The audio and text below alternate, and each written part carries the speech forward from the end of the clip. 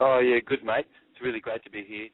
Cambo's here, and he's been researching just a couple of topics, and I just would love him to share a couple of topics today. Go ahead, Cam. There was a story in the UK where the Pied Piper of the sick and the young is making all the headlines, even though he's long dead. He is said to have abused up to 300 victims who have now come forward. And that story is spreading like wildfire. It's being linked to a possible paedophile ring amongst the political class, running up to number 10. So that's something David will touch upon in a moment, mate. Wow.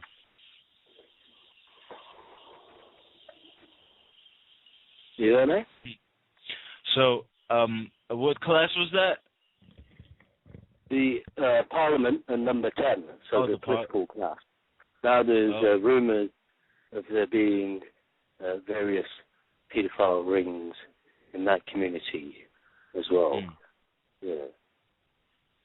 You know, it's a story that's always been there or thereabouts. Do you remember the film Eyes Wide Shut, mate? Yes. By Stanley Kubrick. Mm-hmm. He's supposedly the guy who... Yeah. Well, he died on the last day of making the film. And he completed his work on the film. He died. Some coincidence. Theorists may say it's a coincidence. Others may speculate it was something else. Also, in Greece, we all know there's been quite a bit of social unrest in Greece, right, mate? Mm-hmm. Probably seen that on the news. You know, the first impression I had was people were, there was a backlash against the regime there for their austerity measures and kowtowing to the German regime and the funders and the bankers.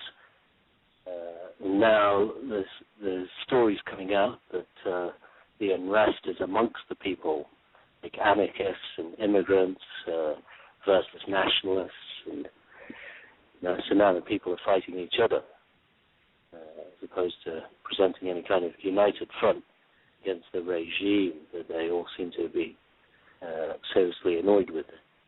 All right, mate? So that's another story. It's popped out today. And I'm just going to hand you over to David, who's raring to go. All right. Thank you, Cam. Good stuff. So, I think just the social commentary about the news of the day. Any other news items, mate? And then I think we might just have a little bit of social commentary. Anything else come up there that you've had a look at? Or is there any burning issue that you've really been, that just got you go? Dr. Chubb, are you talking to Cam?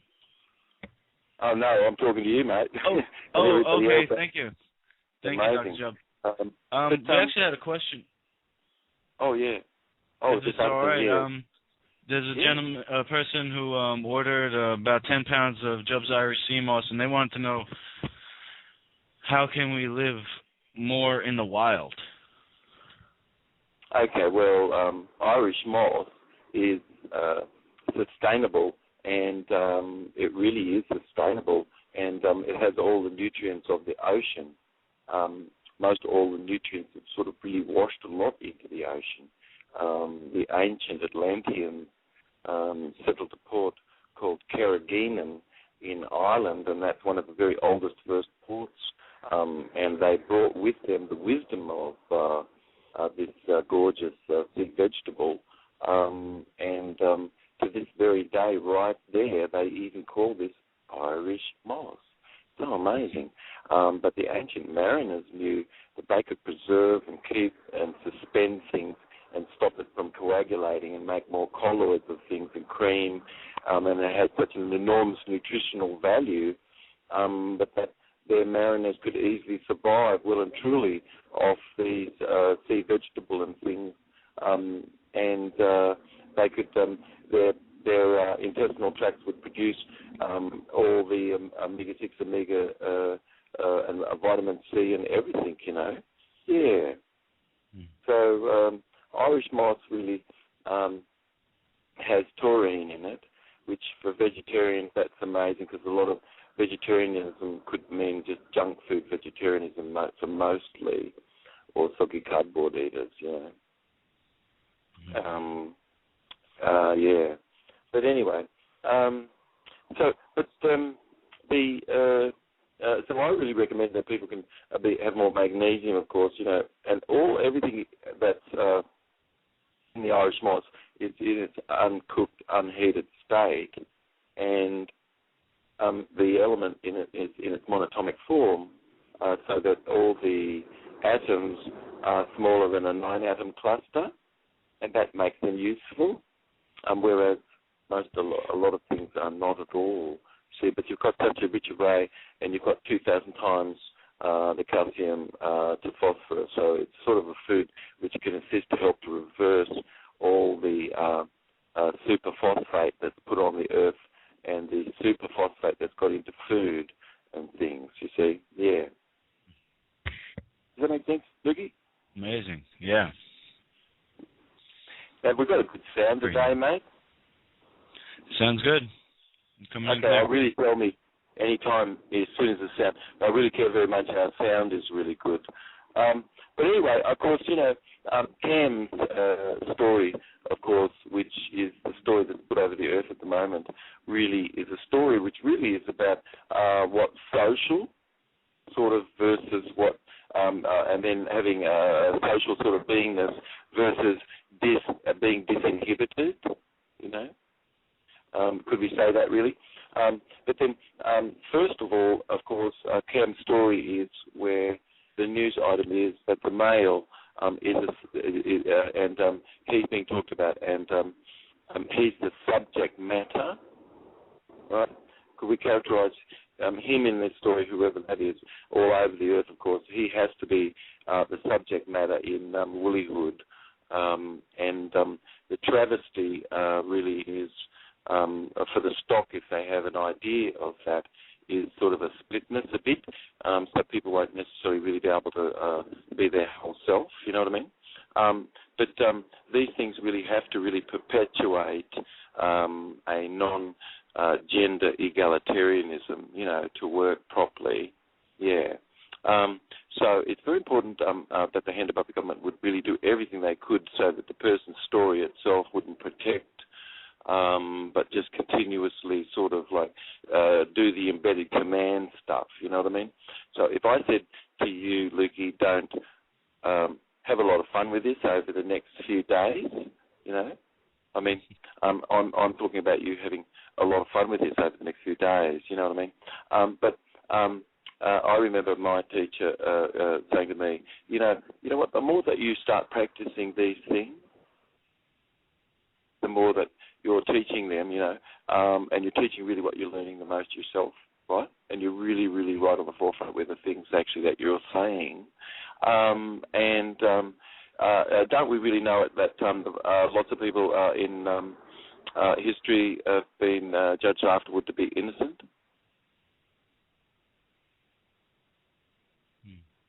And in a court system, which really anybody would go through, isn't that just like if somebody is being considered to be a witch, perhaps, you know?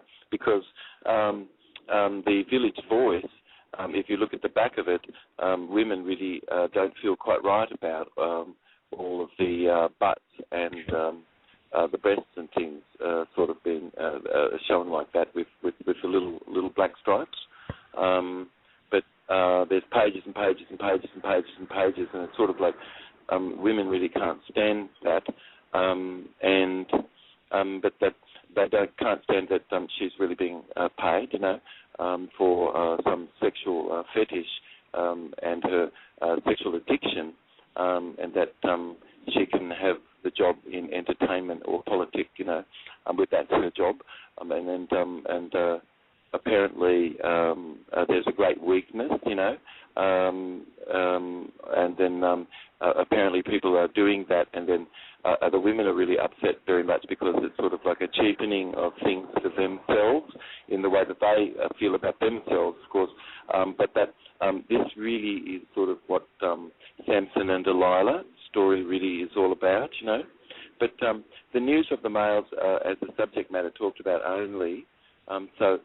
When somebody gives you their schooling, isn't it amazing if they've come underneath Tavistock at all, they're going to just sort of only put his beingness as far as the subject matter talked about, like, for instance, Julian Assange. All that's really talked about is him being a subject matter, that's all. But the object of desire, I think one is sort of in Israel somewhere, perhaps. I'm not sure. I don't know where the other one is, but there's no victim at all, you see.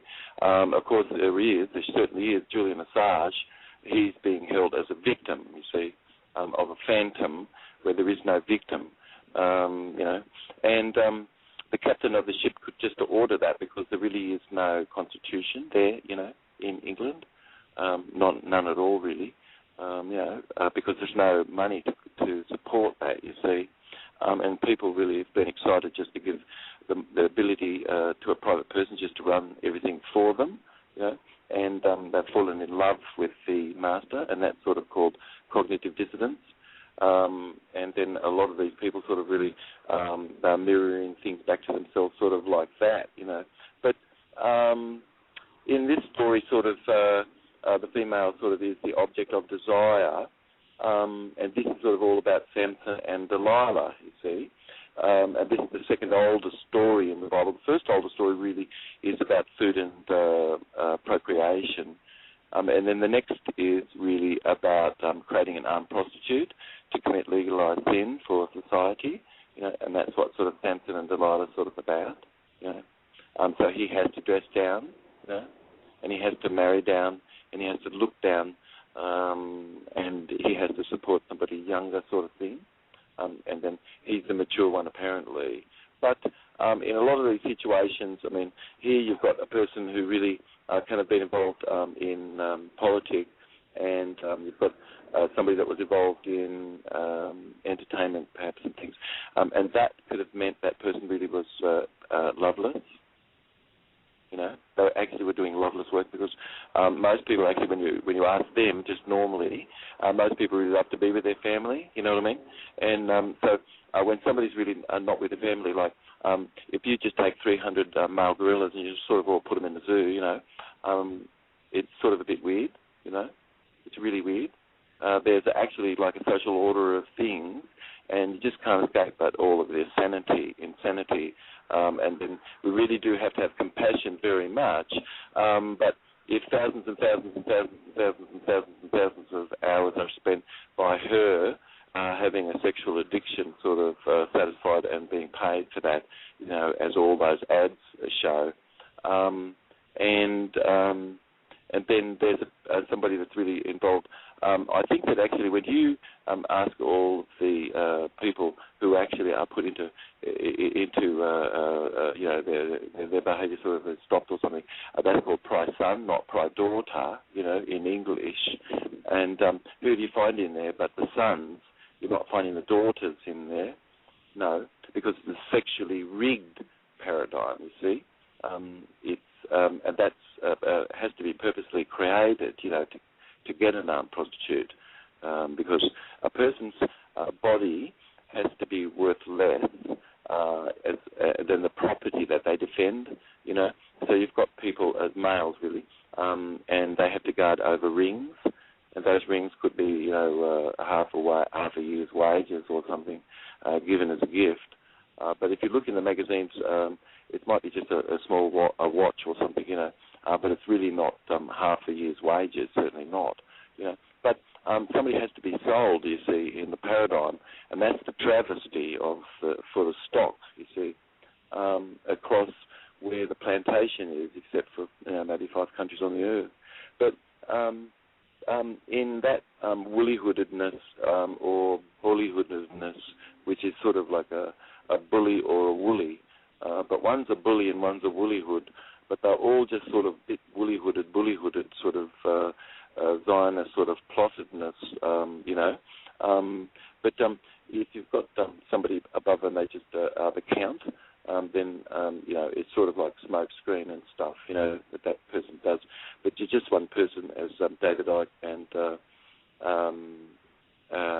let's see, who else? Alex Jones, yes, you know, and other people really do a very, very good job, you know, basically, you know, and a bit of entertainment and things thrown in too. It's a polarised version, you know.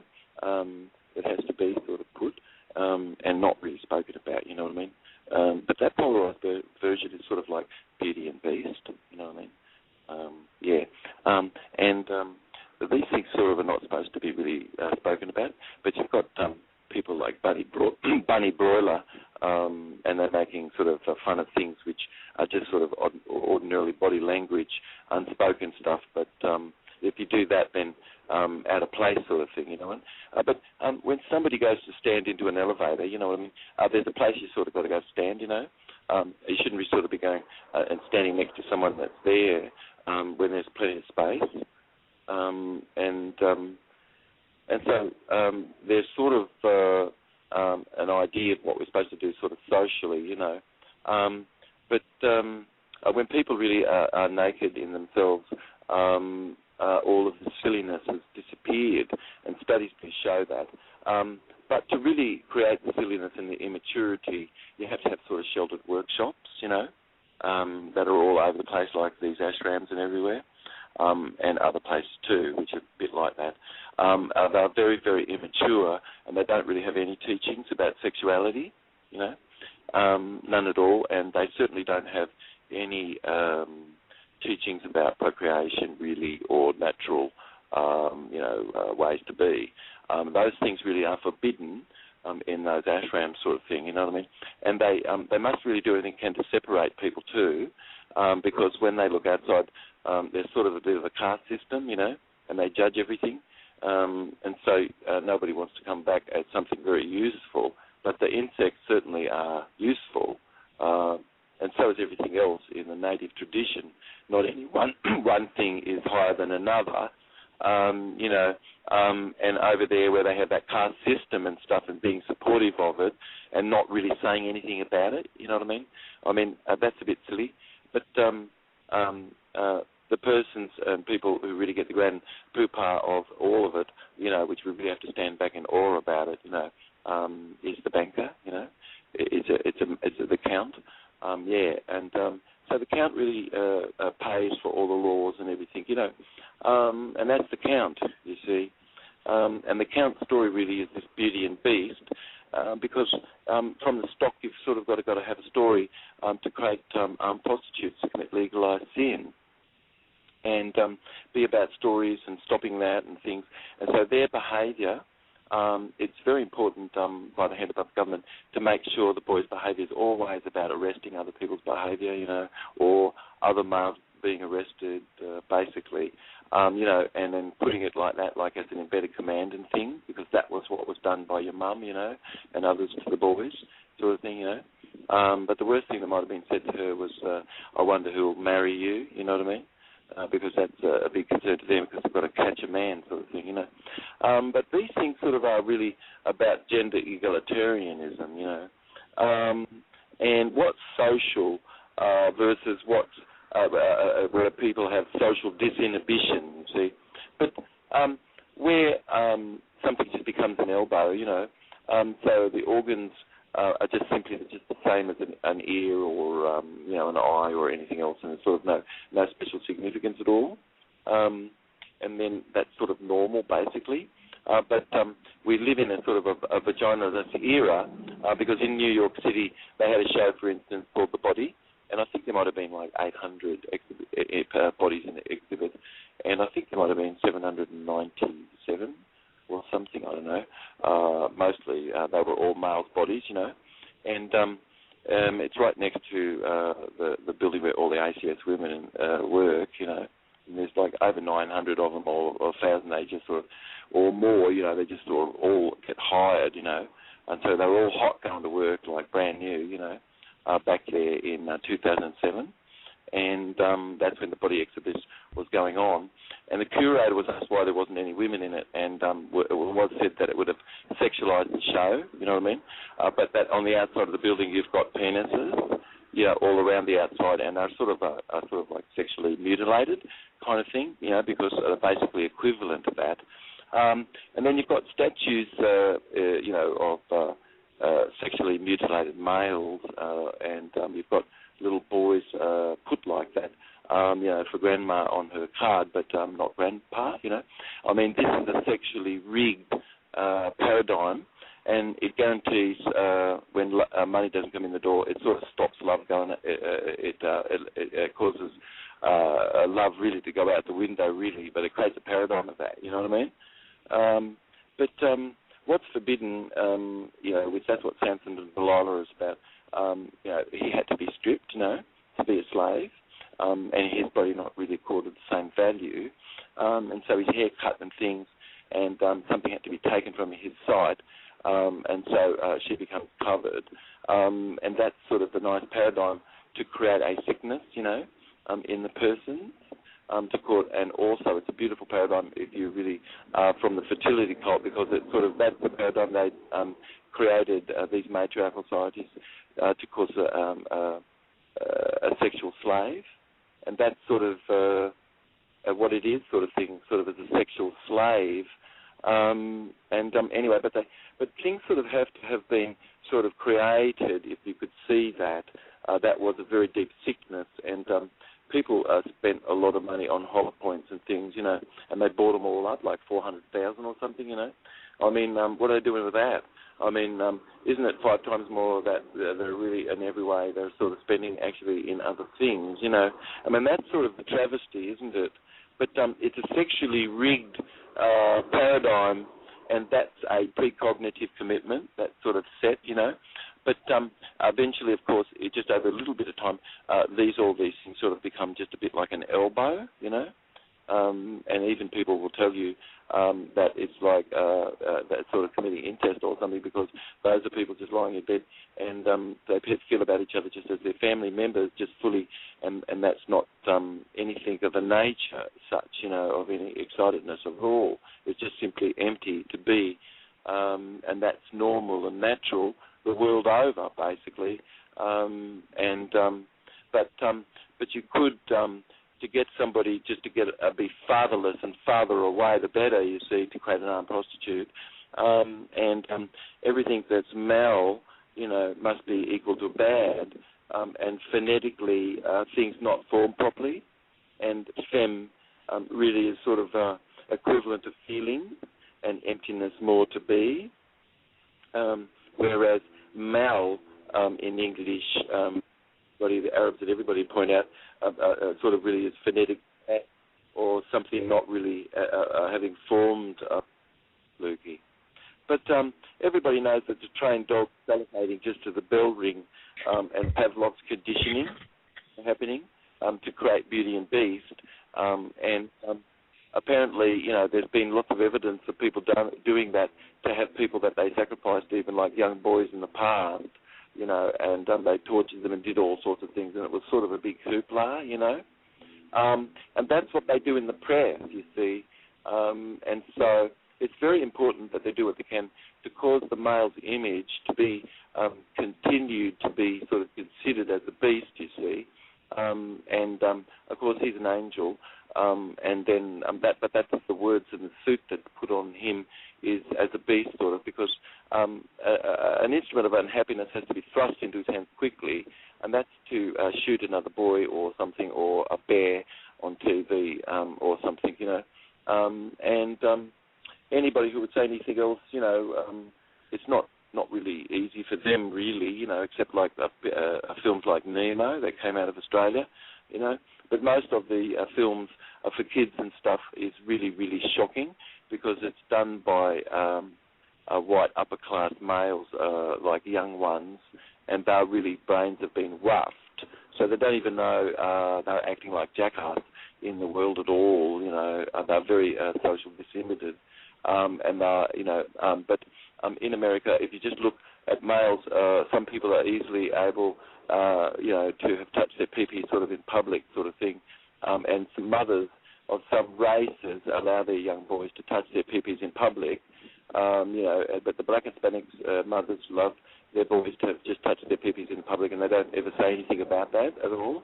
And so then you really will see a lot of that around, and that's sort of acceptable even on TV, football and that sort of thing, people continuously the males, young boys there, touching their crotch and things. And that's sort of like a social disinhibition sort of thing. But she's not allowed to do that, So these sort of really is a gender egalitarianism where it's supposed to be, of course, But these things that are done to people are sort of stereotypes, and that's to control people and cause people to just only other than meet in their souls, but actually just sort of like a role, you know what I mean? And all they can do is repeat and the story of the role, and they have embedded commands, and it's sort of like pornography because the persons in the story are powerless, right? And then their powerlessness is perfectly being undermined. So it's sort of a witch's trial because everybody knows certainly there's no constitutional money to support any constitutional remedy, and absolutely you'd consider an enormous amount of retaliation in a case like this because it's politic, you know what I mean? And also sort of it's involving a circle of some people that sort of only act as puppets, because they can only do that sort of as a puppet, because most of them, if people on the earth really are loving and they're really caring much to be sort of with their family, and that's love's work, and sort of otherwise it's sort of the Lone Ranger isn't sort of really what most people sort of want to do, But I think the world is very prudish, and most people would agree, and a lot of these people are very, very embarrassed in their nakedness and ashamed in their nakedness, and that's a shame too, for her to have to carry all of that, and for him, but that we're living in a vaginalist era, so that's not anything in any public statue, but his body is allowed to be this way, you see, because, and he can't really know that, and that's the story of the emperor without clothes, but it's not the empress without her clothes, and everybody's laughing, It's him, he's got his shirt off all the time, and that's really nice for her, but it's really weird for her. Of course, it's weird for him, all the behaviour of the coveredness, because we really care very much about supporting whistleblowers, if anybody actually did something and it was official misconduct, I mean, in anything that apparently was leaked somewhere there, that Bradley Manning has been only alleged to have been involved with or something, he hasn't said anything. And can somebody have a mind if you don't let them sleep? And what have you got after that? I mean, really, what have you got after that? You see, is that a phantom that's done that, or could somebody just explain the logic of it? I'd just like to know. You know what I mean? But was there anything in that material that actually was official misconduct? Was there misconduct? I mean, I don't know that people have really been acting callously and they're not acting lovingly, or that things could have been poisonous sort of compounds and things put into, a toothpaste and all sorts of stuff, which a lot of people in the natural movement feel a lot of that stuff is really toxic. In a sexually rigged indiscretion or discretion, you see, if he could just be paid and that was his lot, and he had some fetish, and the tables were turned, so we would strip her to be half naked and kick her out to be in the cold and put her into blue, and and she'd be sexually mutilated in America, like he is, and it would be, if something's not formed properly, it would be formalformed. And every time you ever heard that in any other language, of course, that you came here and you would hear this, and it would be like, if something's not formed properly, sort of like formalformed. I don't know if women would really care for that much, especially if it would be to be put to death. They'd call it the death clitorality rather than the death penality, But to hear these things phonetically and the meaning of it can't be shaken from at all. If you can see what I mean, you have to feel light in your body, you see. But if village boys, women certainly are paid to satisfy sexual fetish, and there's pages, and it's an enormous business apparently, and that's what's going on. But where's the advertisements for him, for her? I mean, there certainly is beginning to be shows that she goes to that's the same. But isn't the world sort of really, really prudish, unbelievably? I think vast majority of people would certainly agree that the world is far more prudish, and certainly these politicians and other people in the entertainment industry, they can sometimes really have to be holding a conservative line of things, and in some countries, of course, it's abhorrent, the practices of discrimination, allowed discrimination, where we would never discriminate against a person on their orientation necessarily, but that people could really be still punished as sort of like witches, But that's what's really going on to males, because it's all males sort of. And then the vast majority of them in Christ's Son, when you survey them, they say they're innocent, and no crimes that happen to them are ever reported, basically. I mean, surveys show that. They don't report crime, but the only people that report crime are typically sort of more younger females and things, and they're the ones that actually really report crime.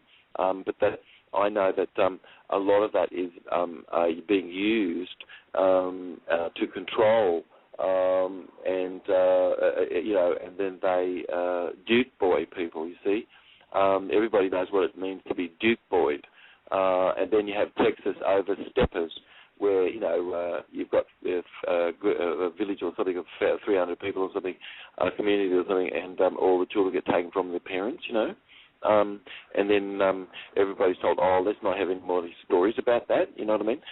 But they'll spend an enormous amount of money discrediting Bill Clinton, and then he's an amazing person, and all these people are sort of amazing people, really, honest to God.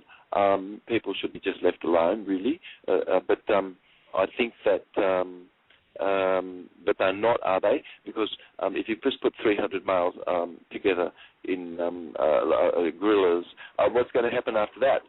But the people who then looked at what occurred as some females were brought to the gorillas, they wrote about that, but they never wrote about the unnatural condition of the 300 gorillas.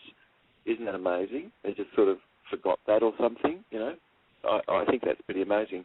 But that's the sort of thing which I'm really caring for us to be considered of today in our program. But I think that people like David Icke and Alex Jones can be bringing attention. But isn't it really just simply the hand above the government owning the growth of money supply and people just having a laugh at? And then after that, you've just got a mess, right? It's just a big style mess, you see. But they can be doing all sorts of things which the stories, certainly in Woollyhood, are full of what I'm just sharing with you. Go ahead and do a little bit of a study, but certainly he must be the subject matter, in the story, because you can't really sort of have any feelings about him. Hundreds and hundreds could be killed, but it's not going to hold your attention. But if you just have one woman in jeopardy, in the beginning sort of thing or somewhere, that's going to hold the audience attention sort of thing. And so that's how it sort of has to be, and that's what happens. That's what the story of Samson and Delilah is about. But why you're not hearing this in church, you know what I mean? Isn't that amazing? So that's interesting to me. I think it's really funny. But anyway, you certainly can, Lukey, we could all agree, people are all trained a bit to salivate, just a bit like dogs to the bell. You know what I mean? That's Pavlov, and Beauty and Beast is the way to go. You know what I mean? But sexually, what's forbidden really is what's sexual. You know, because if it's not forbidden, it's sort of really not sexual, sort of thing. You know, and I've been in plenty of situations where young nurses have easily been able to see an erection sort of thing, and that's been sort of just left to be. But that I don't think I've ever seen the situation of the reverse of that, actually, you know. But I've been in hospitals and situations, and I just observed to see how males are treated versus females, you know what I mean? And that's a very, very sexually rigged world. And then in the 70s I saw males, and they just fled teaching in droves, you know, so there's none left.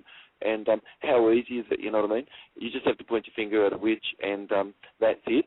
And because there is no legal remedy to clear up discrimination when you're being discriminated against and certainly retaliated against radically, and don't all of these people actually say to you that that's actually what's occurred? So everybody knows that the process sucks. It really sucks. There is no judicial system at the moment, you know, and that sucks, you see. So shouldn't there be a moratorium, you know, for 1 year, you know, which means breathing space? Everybody just tick the box you want reform in the judicial system, and there should be no more trials or anything for 1 year, honest to God, really. But that, you know, any issues that relate to children should be cleared up and that sort of thing, really, especially to be brought back to their loved ones, and that. But there really needs to be an overhaul, but only this can happen as a result of a moratorium, and that's just tick the box you want reform in the judicial system, but just tick the box you want reform in banking. That's all. So simple, but everywhere you ask anybody all over the earth, they say yes, you know. They certainly say yes. They don't need to really be educated. They're just sort of like our monkeys, all of us, you know. We just really can feel the effect of something. And so that's called faith validity, you know. But I think somebody came out and they said that there really wasn't any long-term studies that absolutely show how harmful synthetics are. And that's a pretty nice message, isn't it? Because it's all about how harmful synthetics are.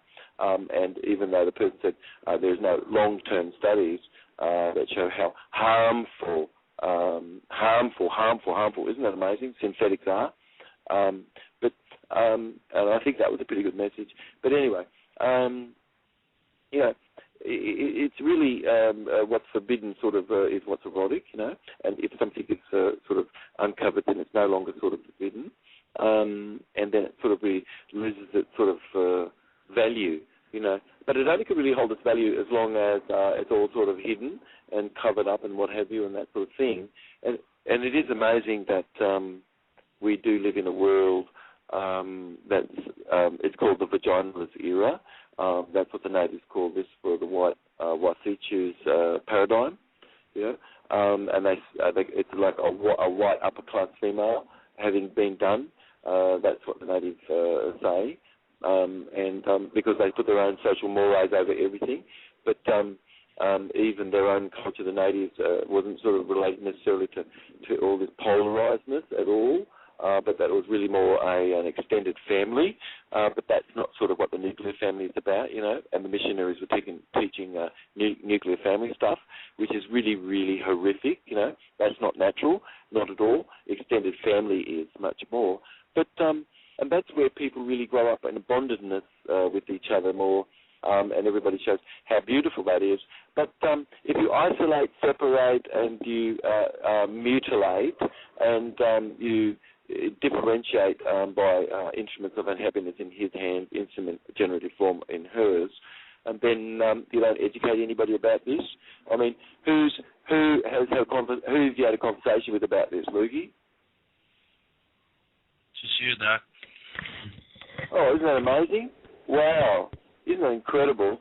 But it starts to even get a little bit boring after a while, the conversation that's happening out there, unless it's really talking about things more deeply, you know what I mean? But it simply is really the travesty of the stock that everybody's owned, you know, and they don't even own their own airspace, you know, and everybody just is sort of has fallen in love with the idea of that, you know,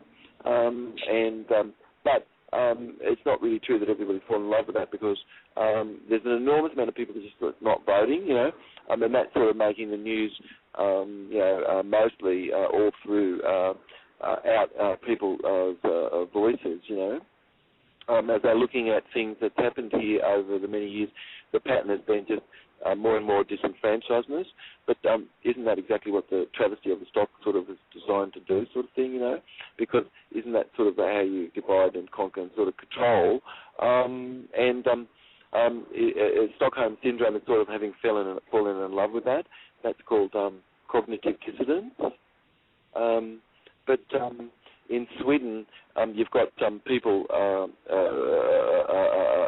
not even knowing who's in charge, you know. Who is? It's just a bit of a phantom, you know, and fiction. And where's the victim in Julian Assange's situation, you know? Didn't somebody have a bit of fun? I don't know. Apparently they didn't. But is it socially acceptable for her to say she had a lot of fun? Would he be protected or would she be protected? I think she's protected, he's underprotected. But the idea that a politician who is powerless, put to be without family, but then that's a male that you're talking about there, you know, who's a father away, then that's a male that you're talking about there, you know, who's a father away, then that's a male that you're talking about there, you know, who's a father away, then